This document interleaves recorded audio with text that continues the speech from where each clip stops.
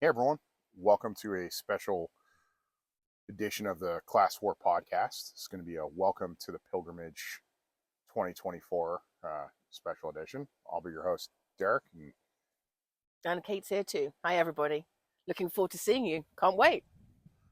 So, we want to do this podcast to kind of walk through all the steps, everything from when you show up to register to finding groups, talking about our favorite provisioning spots, everything that you could have frequently asked questions. So that way, it's a little more inclusive in information than just what I can fit into a welcome email and still have you guys all be able to read it without it becoming a novel.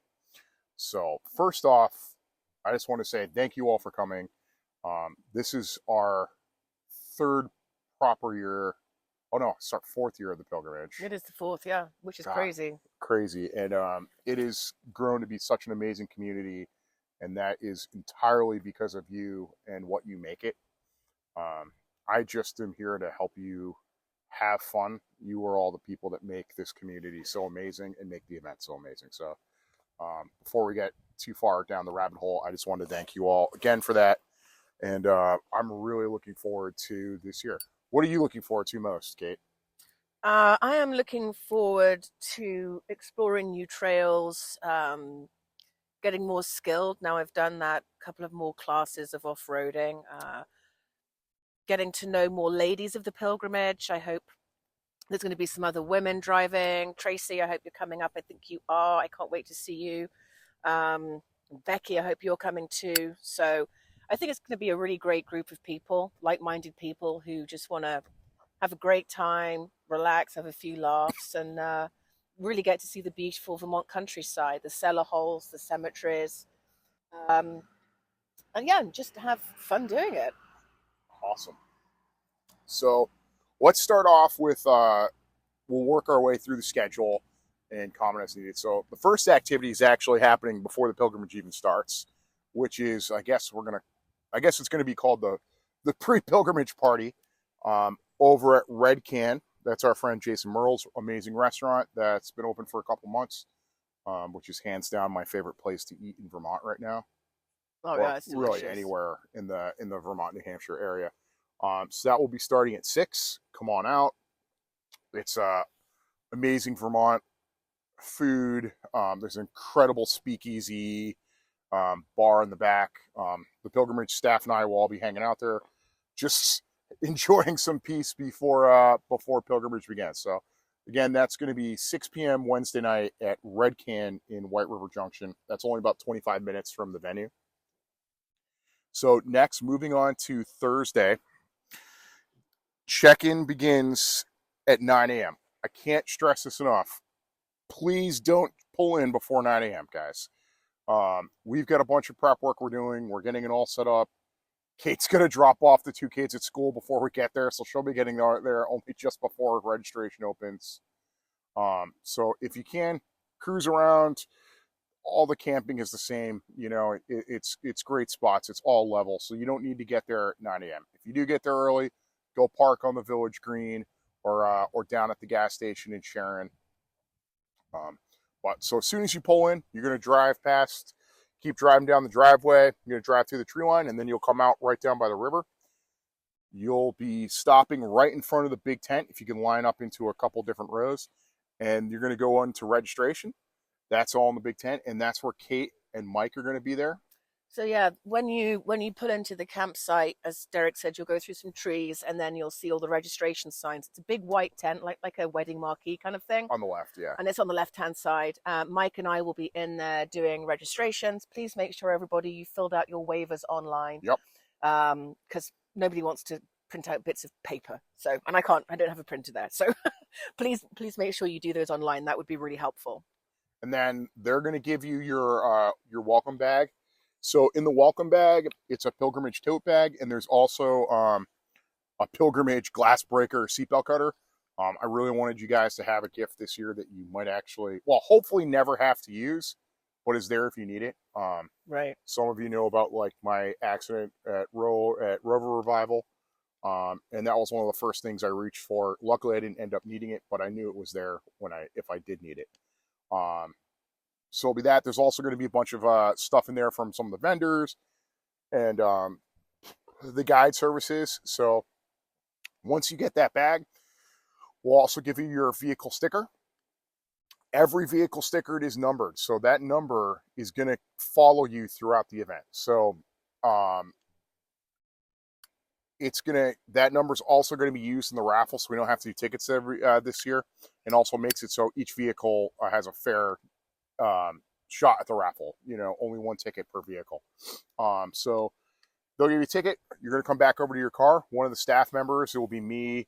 I'll be up there putting your sticker on. It's either going to go in the top left-hand windshield or somewhere on the left front side, like bumper, that sort of area. Because only vehicles with stickers are allowed on the venue. If you have friends who want to come and hang out with you, cool. They can park at the park and rides, but only the vehicles that have a sticker are allowed on the venue. It's how we stop gate crashers and everything else. And also how we keep track of which registration goes with what vehicle. So once I put your sticker on, I'm going to pass you to Cheryl. Cheryl's going to be in the golf cart, and she's going to take you down to where our two other staff members, Oliver from Texas and Dave from the UK, with very different accents, are going to be here to park you. They're going to help get you campsite set up, get you to a good spot. You can tell them whether you want to be on the riverside or you want to be along a tree line. You can also say that you want to go into quiet area camping. And we don't have set quiet hours, but the quiet area camping is for people that aren't going to be very loud by that campfire or have kids. That's in the field just as you pull into the venue off of the main road, and plenty of space. Yeah, it's just on the left there. It's just on the left there. Yeah. So again, I don't enforce quiet hours, but if you're looking, and not saying the pilgrimage is rowdy in any way, but the people that are going to be staying up later and talking around the campfire louder and stuff, or near the vendor area. If you've got young children, you need to get them tucked in with a bedtime story. The quiet area that's what that's for. Is definitely that place. So once you get your campsite all set up, that is your campsite throughout the event. So that is your allotted space. You can come and go as you please. But once you're set up, get out and go explore the Class 4s. And how we can help you facilitate doing that is if you come back to the big tent, there'll be Alex and I think one or two of the other staff guys are going to be there helping people assemble into groups, plan routes, answering map questions. Don't ask me how Onyx works because I have the competency of a drunken circus monkey when it comes to electronics. I'm like the NASA space monkeys they launched into space. Yes, because I can fly doesn't mean I know how it all works. Alex is the map god, so any questions with Onyx he can answer and help you plan routes or any of that. I know everything on the maps and all the cool stuff. I just don't know how they all work.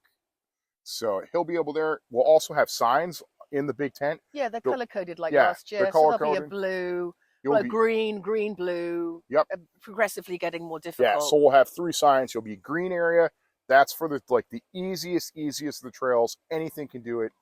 Blues, 4x4s with all-terrain tires, and then red is really everything above that. I don't have a section for the red, purple, and the pink guys. You guys have been there a bunch. You know how to find your own groups and do all that. So get in there, go out, meet some people. The whole thing with this event is you're going to meet loads of other people. It's awesome if you guys already have a group that's there, but I can't stress this enough.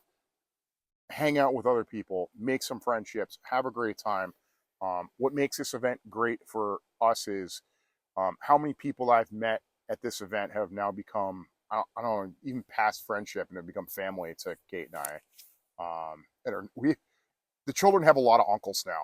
It's crazy. Even after you rolled my Range Rover, Harry wanted to ride back with his friends. Oh yeah, it's a really cool group. So take advantage of that. Oh, one thing about group size, try and, there'll be loads of people wheeling. You won't be on your own, and don't wheel alone. But make sure the vehicle sizes on your trips are like 5 to 6 vehicles. Yeah, we don't want to really... You don't want a group of like 10 or 15. Just keep it shorter. It's okay if you have that once you're on the trails in the middle of the woods. But here's the logic on why we do vehicles of 6 or less. Some of these trails, the entrances are sensitive in that they might be literally someone's driveway. They could be a farm, all that. I live pretty much near the bottom of one of these class 4 roads, and it's a lot less intimidating when only 6 vehicles drive by versus a group of 15 or 20. And don't forget, smile and wave. Yes, I can't stress that enough. Be courteous to everyone you come across. We'll get a little later in this podcast. We'll talk about the customs and courtesies along the class 4 roads in Vermont. But it is, you are traversing some sensitive entrances. Most of them are all marked, but please try to stay into that group size of 6. If you guys want to go out as a bigger group, just do 10 minutes between groups. It's not a big deal. You can all link up out on the class 4s, or you can all link up at your lunch spots. But also, if you get into groups any larger than that, it takes you guys forever to get down. Well, not you guys. It takes everybody forever to get down to class 4, particularly if they're challenging. There are 70 towns worth of class 4s in our map system. There's no way anyone could run them all in a single event, or even get close to more than half in an event. So spread out, have some fun. We're here to help you do that, and there is everything in the system from the easiest of the easy stuff to stuff that rivals Camel Trophy, or Dakar, or any of that other crazy stuff. And we are happy to help you find it. Just remember to stay within not only your vehicle capabilities, but your driving comfort level and abilities. If you have a problem out there, that's always why we want you guys to wheel together. Post up in the Facebook group. If you are stuck or broken down, post up in the Facebook group, and one of the staff guys will see it, and we will work on getting you help, or someone in the group will also try to get you help. No one should be out there wheeling alone. I'm not going to stop you from doing it. It's just, it's safety. Also, most of these trails you could easily walk out of. This is not the Maine woods. It's not the Alaskan bush. The longest you're ever going to get maybe is like a 5 to 10 mile walk. But still, I don't really want to do a 5 or 10 mile walk. I drive old Land Rovers that break down at random intervals. So I always drive with somebody else, except for that one time when I rolled this summer where I wasn't driving with somebody else, which is why we always go in a group. So that's enough on the group stuff. Go out, have fun. When you come back, the vendor area opens right around 5 o'clock. So Thursday night, every night we have a couple different food vendors. So Thursday night, we have Farmer's Market Pizza. We also have an Indian coming in just for that night who I met at the local Woodstock Farmer's Market. They did an incredible buttered chicken, and their samosas were amazing. They were so good. As a bread, it's the law. You have to love Indian food. So we also have the Hendersons will doing grilled cheeses and French fries, which is good for kids, right? Which is great, yeah. So I always make sure there's something there for children. There's nothing worse than hungry, whining children. Yeah, at the precursor to this event, VOBS, which was a great event in its own way. There was one evening where I had to try to convince my children to eat Mexican street corn. That didn't go well. I remember it now. And the food vendor refused to sell me anything separately. Yeah, refused to sell me a corn that they didn't season, even though I could see it right there, which was maddening. But luckily, the community came through and gave my kids hamburgers and hot dogs just going around the campsite. So that was awesome. But we always try to make sure there's something there for the kids. Thursday night, we'll also have the ice cream sundae bar for the children. They're going to love it. That's we do that right out of the tailgate of the back of the Range Rover. I'm a fat kid. I like ice cream. My children like ice cream. So we do the ice cream sundae bar. We'll also have all the glow sticks for the kids. Which is great as well for safety, and they can make the little Mickey Mouse ears or whatever necklaces or bracelets or all of the above, whatever they want to make, which is great for visibility. Oh, speaking of that visibility, one thing I ask, if you're going to have dogs running around the pilgrimage, get them a light up collar. It really, really helps. Vehicles are going in and out of there. We'll have a couple of spare ones with us, and you can change colors so you know which is your dog. You'll find a lot of the local general stores around here do sell them. It's a pretty popular thing. But I can't stress enough how much it's really helped us. I mean, granted, McTavish is as big as a horse, so he's hard to miss. But some of the smaller dogs. So that's Thursday. Check-in is going to be open on Thursday from 9 a.m. to 8 p.m. If you're going to get there later than 8 p.m., please let me know in advance, okay? Because I'm going to have to get you into a campsite. I don't mind if you are. I I don't want to be hanging around checking until like 11 p.m. If you are coming in advance and I know that you're going to be there at 10:45ish, that's awesome. I can have it all set up and ready to go for you. Friday morning, starting at 7:30, the Hendersons do breakfast sandwiches and coffee. It's by donations only, and it's a really good. It's really good. It's all local stuff. There's also a couple great breakfast shops around. Um, One of my favorite areas to go to is up at the Tunbridge store, about 10-minute drive to the north. They have it's a great provisioning general store if you're heading north. They also have great breakfasts. I love the pancakes up there, and it's just sitting in the general store. It's the ultimate Vermont feel. Um, to the, I guess, a little bit over to the west is the Creek House Diner. They're great, wonderful, wonderful people in that. Also, amazing slices of pie in the Creek House Diner. If you're not going to get breakfast on site, those are my two favorite spots for a breakfast, and they're both within like a 10-15 minute drive of the venue. Registration will open back up at 8:30 to 10:30. So come on in if you're get registered. We'll do the same thing with the parking. After 10:30, it's going to shut down until 5 p.m. So if you're gonna show up in between that time, I ask you go explore the class 4s because we're out guiding trips, doing all sorts of fun stuff during that from that about 11 to 4:30. So there's not really going to be anyone there to check you in. So please, if you're going to arrive during that time, go out, have some fun. 5 p.m. the vendor area will open. Again, we're going to have Farmers Market Pizza. They're only there the Thursday and Friday night. They're awesome. They were there at our first one. Mahara Spice, a different Indian vendor. Food vendors are really hard to come by in Vermont during the height of peak wedding season and fall foliage. So it wasn't that I just naturally love Indian. I do love Indian, but this is what we had available. We'll also have the grilled cheeses and French fries from the Hendersons. And then we're going to, starting at 6:30, we're going to have a kids s'mores bar, which is awesome. We do a really good s'mores bar with all sorts of different chocolates. It's really cool. They'll have their own little kids fire pit with kids chairs. I just ask if you're going to be there and they're going to be around the fire pit, just have one adult with them. That would be awesome. Then check-in closes at 8 p.m. on the Friday night. If you're going to get there past 8 p.m., again, please let me know in advance.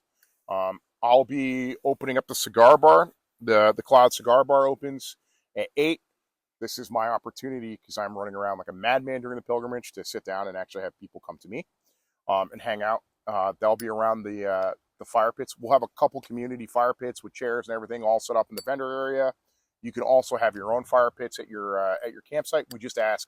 Well, we don't ask. You have to be in some sort of fire pit, like a solo stove or anything above ground. There's no fire just on the ground. So that'll be awesome. We'll also have the bar should be up and going on Friday. This is Friday and Saturday. That'll be amazing. This is our first year with the Deuce and a Half turn mobile bar setup. Super excited for that because we've been trying to get beer and cocktails to the pilgrimage for a while. So that will be amazing. That will be all set up in the vendor area. Plus, also in the vendors area, we get a bunch of the classes going on. Explore New Hampshire has a bunch of stuff they've got going on, from first aid kit, basic recovery stuff. There's lots to learn from all the different vendors. Explore New Hampshire has that set up. I know OEX will be there talking to people. If you are speaking of OEX, we just did their introduction to off-road driving. I cannot recommend that class enough. It's amazing. They offer it at all three of their sites. The site in Connecticut, also North Carolina, and then the one out in Utah. Guys, go see Eric and the crew, Eric and Steve. Kevin won't be there. He's off in Aruba. I can't say that I blame him. But go and talk to different vendors. STL Off-Road, Ned will be there. He just got back from a crazy class learning out west. So he'll be there doing some demos. Take advantage of the vendor area. Lucky 8 will be there. This is not Expo East. This is really personal. Remember, there's only 250 vehicles. You can actually get some great quality time with the vendors that are there. So take advantage of it. And a lot of those, particularly the guide services, they're going to be out demoing their services Thursday through Saturday, maybe even some on Sunday. Go out and see what they have to offer. Remember, like what they're showing you in that day is worth a couple $100 easy. And they're all incredible guides that I highly recommend. I'm really picky on who I have for vendors at the pilgrimage. So that's the Friday.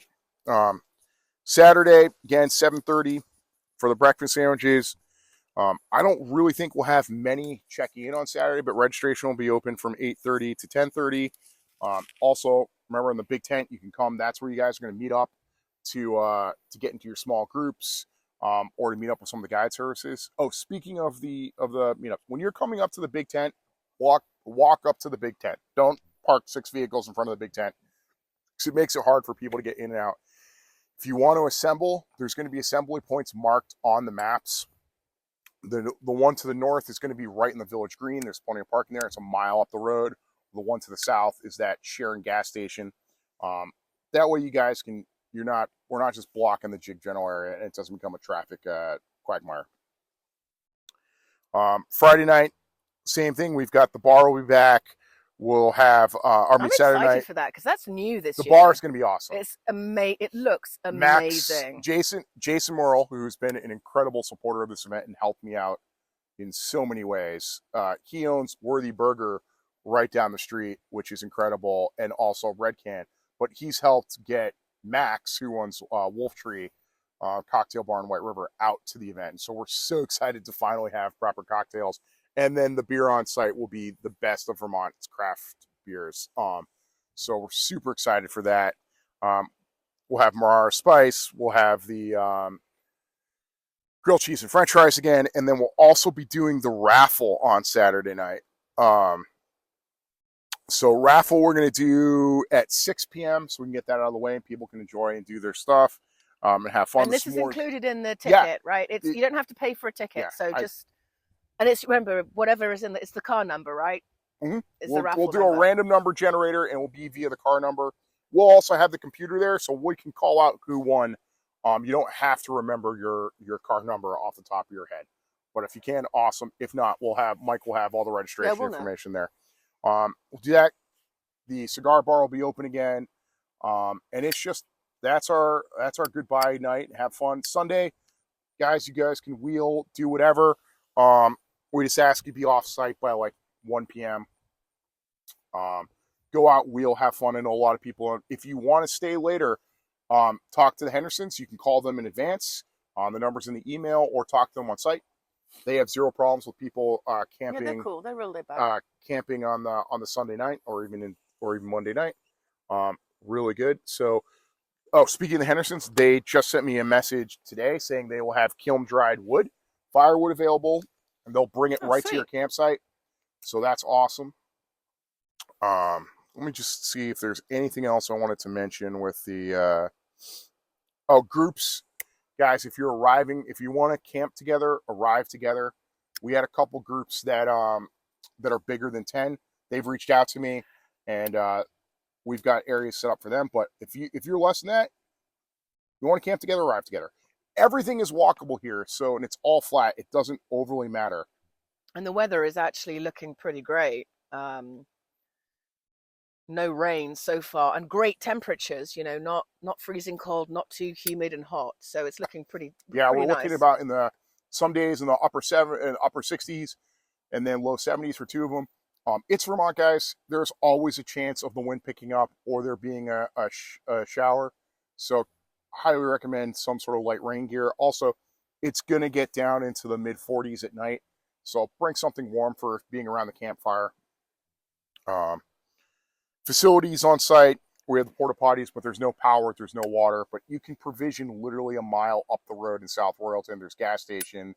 There's the amazing co-op to get anything you need. Oh, that is speaking of great provisioning spots, that is a really, really nice, they have everything in there that you could possibly want. And I picked up some, baguette and charcuterie and popped it in the fridge They're to really take nice it out on people. the trail. Yeah, it's so great. It's so great. One of my favorite spots, apart from that really nice Ramuntos in Chester.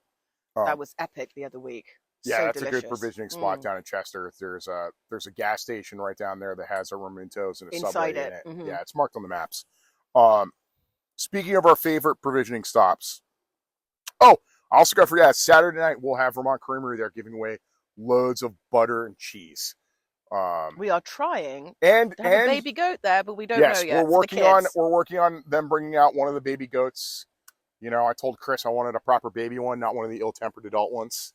But like, He is head goat though. he is head goat at Vermont Creamery. He is in charge of all the goats. You can ask him about the goats, but they give away. Here's my warning with Vermont Creamery, though. Yes, you'll be ruined. Their butter has ruined me.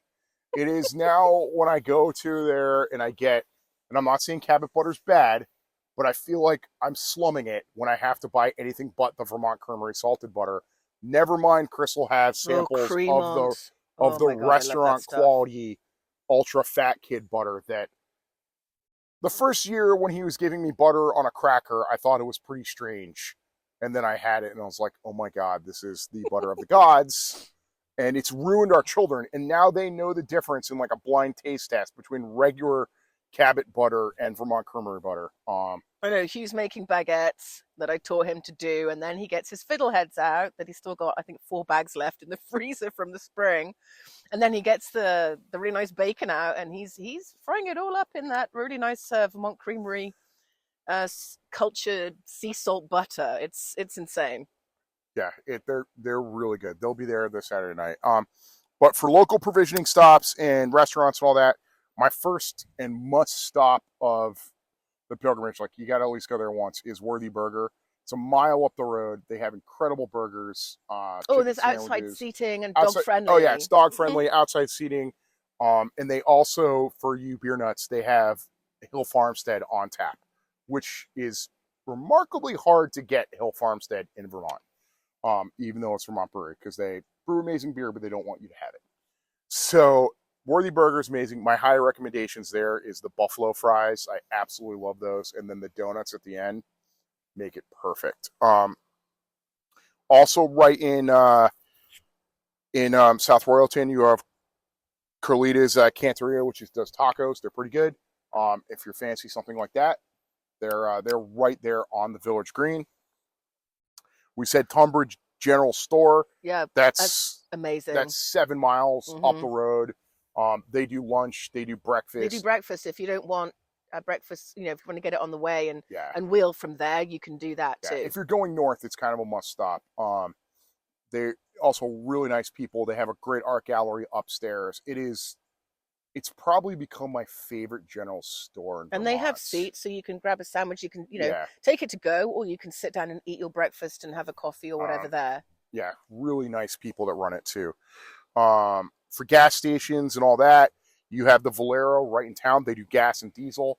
Also do basic provisionings for beer. That's the one over the bridge, right? That's the one right over the bridge. Okay. And then 3 miles to the south, you have the Mobile that also has a small Vermont liquor store in it.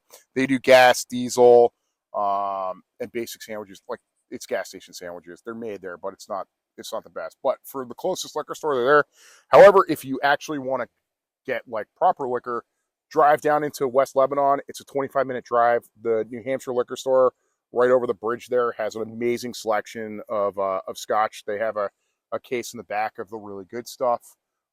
That is a go-to stop. And it's tax-free. Yeah, and it's tax-free. It is substantially cheaper than liquor in Vermont. Oh yeah, if for a bottle it's like $12-15 cheaper over the border. We'll have the cigar bar, but if you fancy getting anything for pipe tobacco or cigars, the smoke shop also in Lebanon has a really good selection of cigars and pipe tobacco. Towing and repair services. So guys, let's talk about. Oh my God, that guy was so great. Yeah, this summer. So we met Dupree's Towing when we broke down back in June. Because we literally broke down in front of his best friend's house. Well, and because there were loads of trucks there, I'm like, "Oh, are you a shop?" And he said, "No, but I know one." And he had this really sweet truck, and he drove us home and everything, and dropped the car off where it needed to be. So that was Yeah. super And he kind of him. also has a tow vehicle that can get to like probably like Blues and below. You can get out to the trail and tow something out. Um, we always ask guys if a vehicle's disabled, get it off the class fours and then just get it towed. You can either get it towed back to the venue. Trust me, there's so many people there with such an incredible knowledge of vehicles and willingness to jump in and help you fix stuff. It can kind of look like Mad Max's garage there on Friday and Saturday nights as people are working on stuff. You'll find everyone's willing to jump in and help. For sure, most definitely. It's really cool. So his number's listed in the welcome email. The other shop, if it's something bigger than that and the vehicle has to stay, I can't recommend Kedron Valley Garage enough. Jeff and Tracy, they're incredible people. They look after all my Or our fleet normal of stuff. They Yeah. look after, a lot of people try to keep 13 vehicles going like Kate and I do, of various. Not to mention the track. And they've looked after everything from my modern Range Rovers to my old Russian UAZ, which was a learning curve. Yeah, it was. Really good people. And they've also helped a number of people this year that have had damage on the class 4. They've managed to squeeze them in and get stuff done.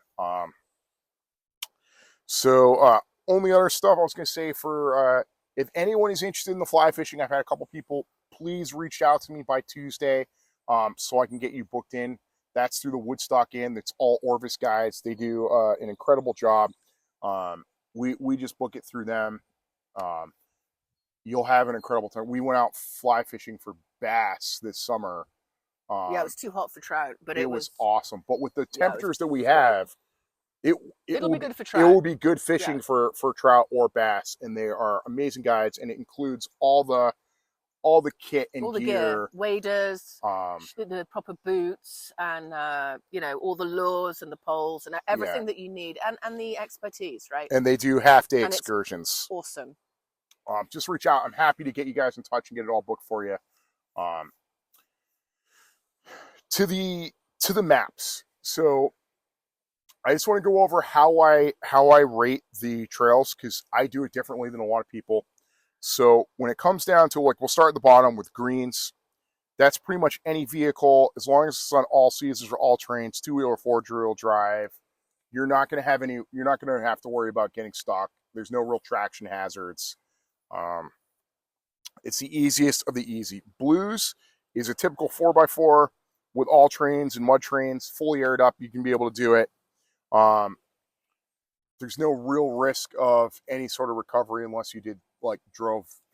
Unless you pull a me and drive into a rock that fucks up the rim and but even then, it wasn't a recovery; it was a repair. It was a repair. Red is when you're gonna is what I'd say is a risk of getting stuck. Not really any big risk of body damage, but that's the risk: getting stuck, needing to get winched. There's rock hazards to go over. There could be a mud hazard, something like that. It's just we've introduced the possibility of getting stuck or needing recovery, or just being more technical.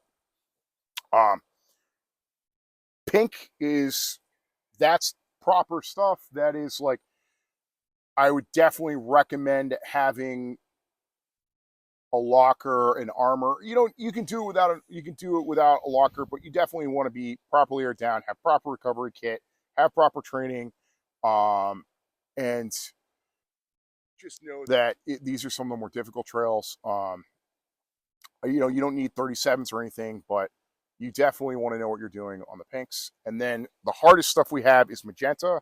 I save that for stuff that, guys, if it's a magenta, this is no joke. That's the stuff that rivals Camel Trophy. You've got to really have a vehicle that is incredibly built out for it.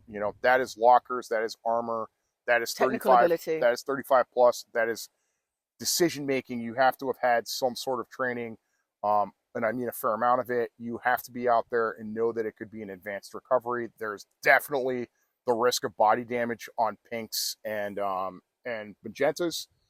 There's some risk on red, but most of it is pink and magentas. Like, there's only like 3 or 4 in our system that are that level, but they are no joke, incredibly hard, and plan on spending the day out there on those trails. That's how we do it. If you have any questions on that, come up and ask us. We're happy to help plan that. Let's get into talking about like customs and courtesies on the class 4 roads. Definitely. Smile and wave. And, nod, smile. People will remember that. And remember, some of the entrances are people's driveways, and then it turns into you might turn off it and it turns into a class 4 road. Yep, just be polite, be courteous. If you see any trash on the trails, stop and pick it up, right? We will have trail trash bags to give you. Yep. If you want a trail trash bag, come up to the registration tent. Happy to give you one. We have a dumpster there, a 15-yard dumpster. Bring back whatever you want. We've had guys bring back a whole axle during a pilgrimage that they found out there, and put it in the dumpster. So the goal is, the only thing we want left behind out there is memories and tire tracks. So please pick up any trash you come across. Also, like Kate said, smile with. Talk to the people you come across on the class 4 roads. You will meet some really incredible, interesting people up there. And yes, not everyone may want to talk to you, but always smile and wave. Oh, and if you're provisioning somewhere, just make sure you mention that you're with the pilgrimage, because we want these towns to realize, the value of your business in their stores. Yeah. I can't stress enough. Buy locally.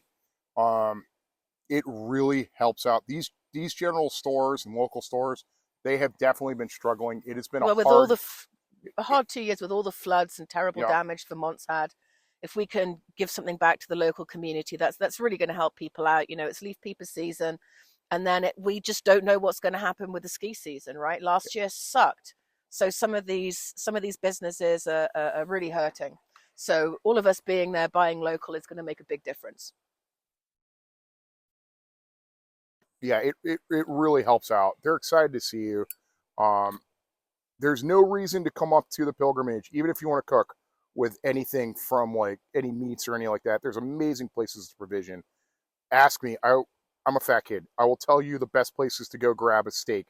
Whether it be the Brownsville Butcher or right up the road in Well, in that was South the cooking Royalton. Challenge that we did this year. That was amazing. Yes, the Congrats cookies. to Ryan Pinkham Ryan for winning, who just rocked it. And amazing. Yeah, if you want to get some cool recipes, he's a good guy to talk to, actually. And I've never had bone marrow, what was it, sherry luges with homemade sourdough. It was amazing, just amazingly delicious. In fact, we had such a great competition with everyone there. Are we doing 2 of those next year? We'll do 2 cooking competitions. It was amazing. Thoroughly enjoyed it. But just really, really be courteous to everyone you come across. Everyone wants you here. This is peak tourist season in Vermont, so definitely the roads will be. If you get into the prime tourist areas, like say Woodstock, it's going to take a while to get through. My recommendation is avoid those towns and go see the smaller towns of Vermont. That's where the scenery is. That's where the awesome actual local general stores are. That's what you're here to see. In the maps, you go everything from all the way down to Grafton. Grafton Market's a great place to go see, all the way up to the Northeast Kingdom. You can go up to the Hastings store, or you go up to see Parker Pie if you're going to do a run up to Hill Farmstead Brewery. You get to see the best of Vermont. The weather's going to be amazing. Back to customs and courtesies on the Class 4, guys. Stay on the Class 4s. That's why we do the GPS maps. There are definitely logging trails and all sorts of stuff that go off of these Class 4 roads. Those aren't legal to use. The Class 4 is the actual right-of-way. You legally have the right to be there. It's no different than a main road. If you do encounter someone who's hostile to you, just turn around.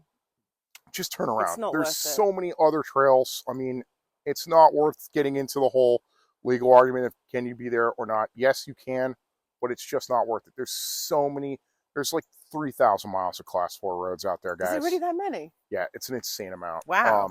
So just do it. The other thing along the Class 4s, you may notice little bypasses that people have made that go into like water or mud holes. Don't go into those. That's not the actual Class 4 road.